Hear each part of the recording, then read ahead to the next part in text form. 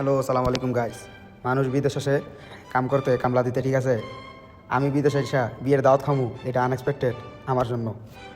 মূলত বিয়ের দাওয়াতটা ছিল আমার এক কাকার। তো এই দেশেও সে বিয়ে করেছে। এই দেশে বলতে এমনি জাস্ট, সে তো মূলত বিদেশ থাকে।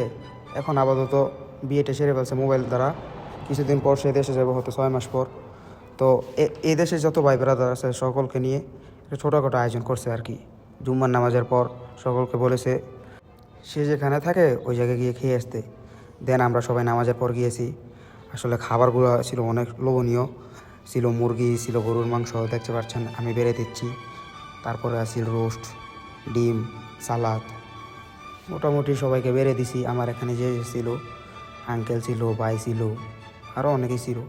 দেন আমি এখন খাইতেছি। রিভিউ দেওয়ার কিছু নাই গাইস, অনেক মজার ছিল, অনেক মজার খাবারগুলো। একদম দেশের ফিল ছিল।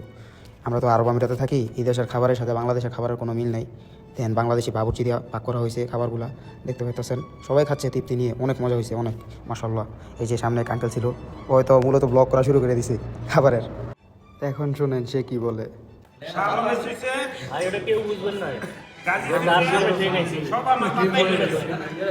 মানে আপনার প্লেটের মধ্যে সবাই খানাগুলো আপনার প্লেটে দিয়ে রাখছে অতিরিক্ত কইরা। আচ্ছা ঠিক আছে, ওকে। শুনলি তো গাইস, তারা আর কি হাসি ঠাট্টা মস্করা করতেছে সবাই একসাথে হলে যেটা হয় আর কি।